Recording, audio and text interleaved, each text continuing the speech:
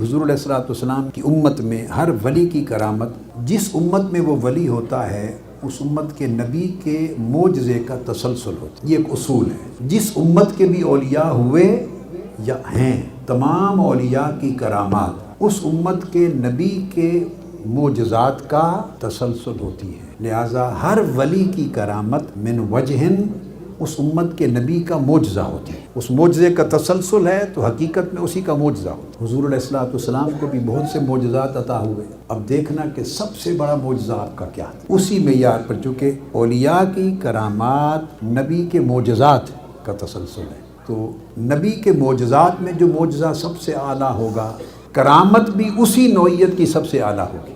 آقا علیہ الصلوۃ والسلام کو جتنے معجزات عطا ہوئے، ان میں اگر بالعموم کسی سے پوچھا جائے کہ سب سے بڑا معجزہ کون سا ہے، سب سے بڑا معجزہ، تو کسی کا ذہن جائے گا چاند کو ٹکڑے کرنے کی طرف، کسی کا ذہن جائے گا معراج شریف کی طرف، کسی کا ذہن جائے گا ڈوبے ہوئے سورج کو پلٹانا، اور اس طرح ہم چل پڑیں گے۔ یہ سارے معجزات عظیم ہیں، کوئی شک نہیں، مگر سب سے بڑا معجزہ جب معجزات پر بات ہوتی ہے، ائمہ، اولیاء، محدثین، فقہاء سب کے ہاں، تو جب آقا علیہ السلام کے معجزات کی لسٹ بنتی ہے تو سب سے بڑا معجزہ آقا علیہ السلام کا قرآن ہے، اور یہ شان پہلے انبیاء کو حاصل نہیں ہے۔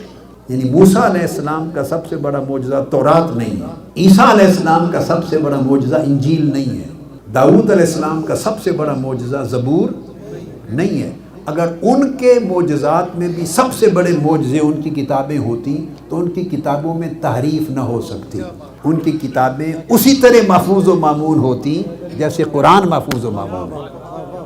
چونکہ معجزہ ہار نہیں مان سکتا، کبھی معجزے پر کوئی اور حاوی نہیں ہو سکتا، معجزے پر کوئی اور غالب نہیں ہو سکتا۔ معجزہ ہر ایک پر غالب ہوتا ہے اور ہر ایک کو عاجز کر دیتا ہے۔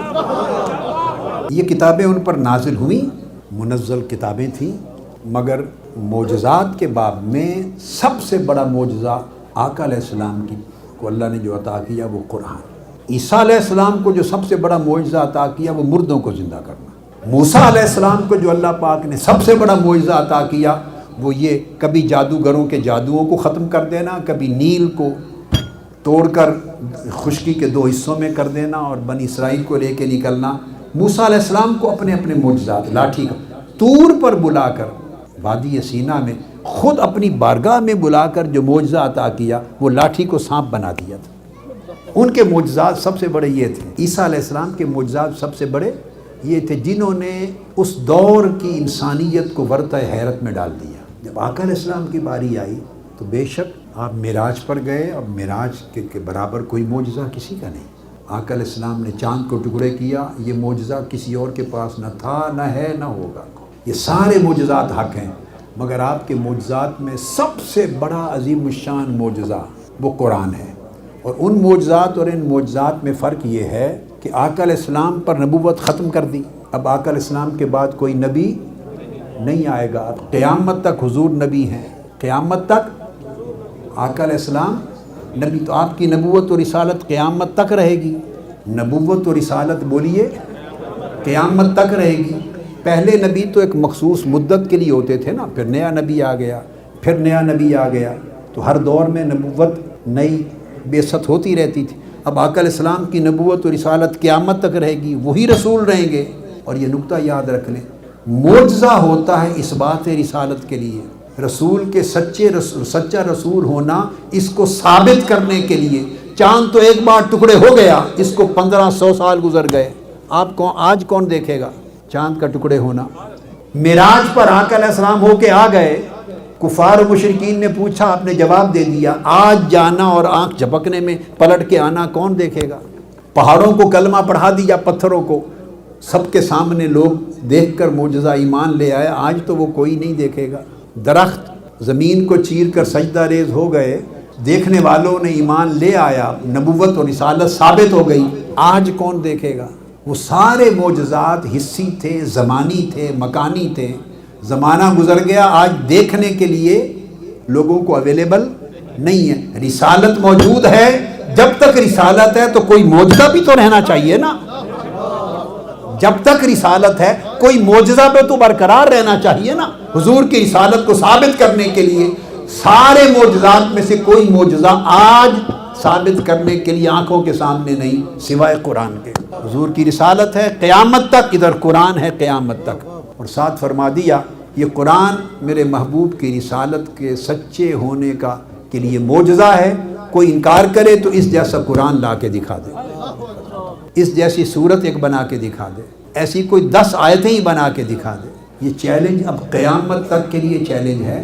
انکار کرنے والوں نے انکار بھی کیے، حضور کی شان پر لغویات بکنے والوں نے لغویات بھی بکیں، تہمت لگانے والوں نے تہمتیں بھی لگائیں، آپ کی شان پاک پر اور عصمت اور تقدس پر کیچڑ اچھالنے والوں نے کتابیں بھی لکھی.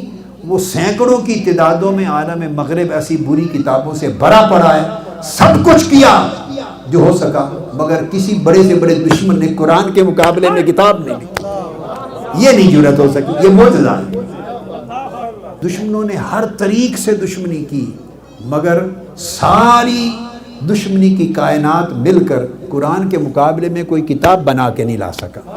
کتنا آسان ہوتا، ان کو سینکڑوں کتابیں لکھنے کی ضرورت ہی نہ پڑتی، ایک ہی کتاب لکھ دیتے، ایک ہی کتاب لکھ دیتے. سینکڑوں ہزاروں کتابیں آقا علیہ السلام کی شان اقدس پر الزام تراشی اور تہمت تراشی کی لکھنے کی ضرورت ہی نہ رہتی، ایک ہی لکھ دیتے، کہتے یہ قرآن کے بدلے میں کتاب ہے. بات ختم ہو جاتی. ہر کوئی دیکھ لیتا اگر تو قرآن کے بدلے میں قرآن جیسی ہے تو بڑی وزنی دلیل لوگوں کے ہاتھ میں ہوتی، رسالت کا انکار کر دیتے. مگر اسی کو معجزہ کہتے ہیں کہ سینکڑوں ہزاروں کتابیں لکھ ڈالی ہیں، قرآن کا ایک پارہ بھی اس کے مقابلے میں نہیں لکھا جا سکتا. یہ معجزہ ہے.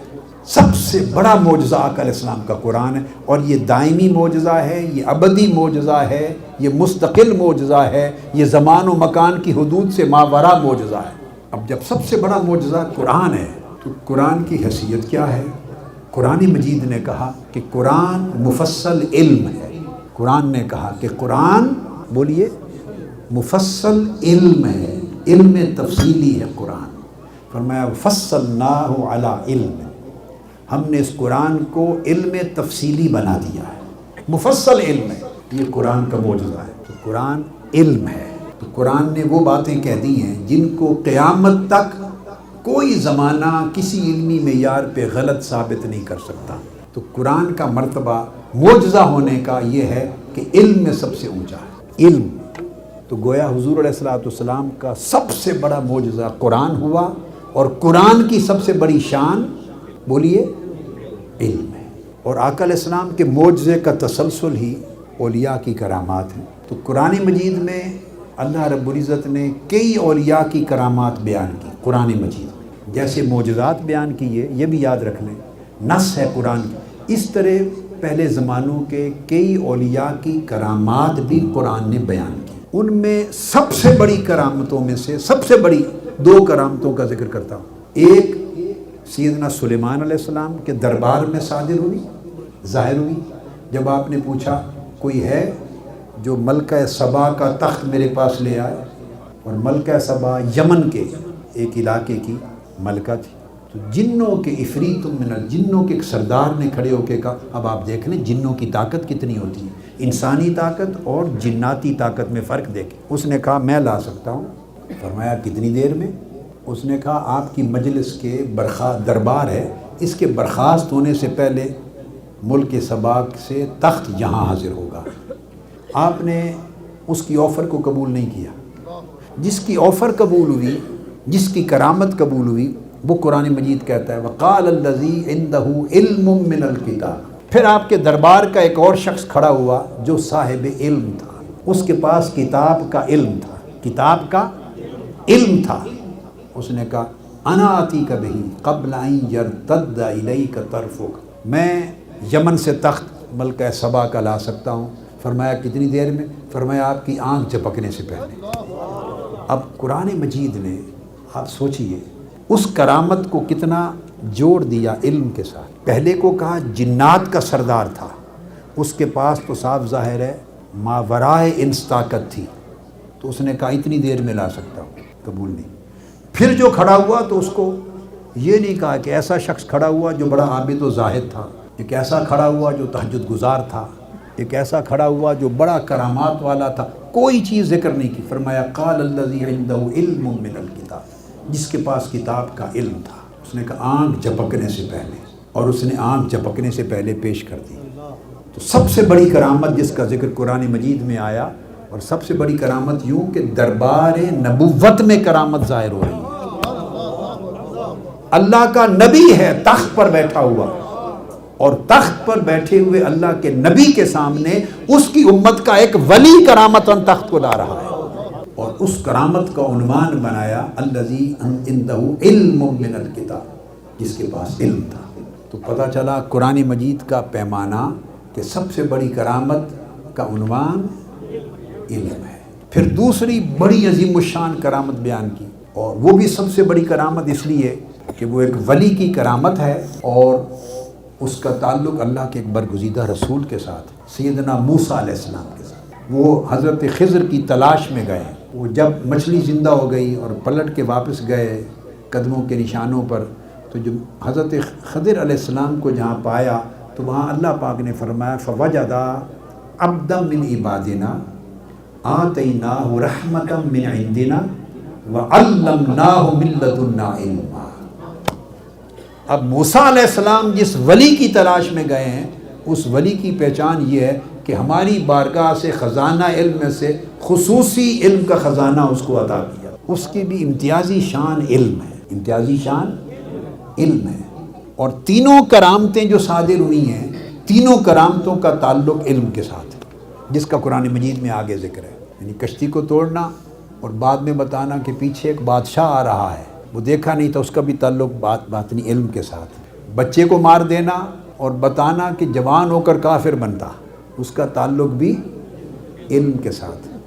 گرتی ہوئی دیوار کو تعمیر کر دینا، بتانا کہ اس کے نیچے خزانہ دفن ہے، اس کا تعلق بھی۔ اس لیے فرمایا، ادھر فرمایا الذی عنده علم من الکتاب، سلیمان علیہ السلام کے دربار میں اس شخص نے کرامت صادر کی جس کے پاس علم تھا۔ ادھر فرمایا کہ اس کو ملنے گئے حضرت موسیٰ علیہ السلام، جس کو ہم نے اپنے خزانہ علم سے بڑا حصہ وافر علم کا عطا کیا، علمناہ من لدنا علما۔ تو یہ قرآن مجید کا ایک معیار دیا آپ کو۔ تو معیار قرآن معجزہ کے باب میں بھی علم سب سے اونچا، اور کرامت کے باب میں بھی علم سب سے اونچا مرتبہ۔ اب شیخ اکبر محی الدین ابن عربی رضی اللہ تعالیٰ عنہ فتوحات مکیہ میں وہ بحث بھی کرتے ہیں، بہت سی اور جگہیں چھوڑ کر میں تو اب آگے آ رہا ہوں، اس میں بھی وہ فرماتے ہیں کہ تمام کرامات میں سب سے اونچے رتبے کی کرامت علمیہ ہوگی۔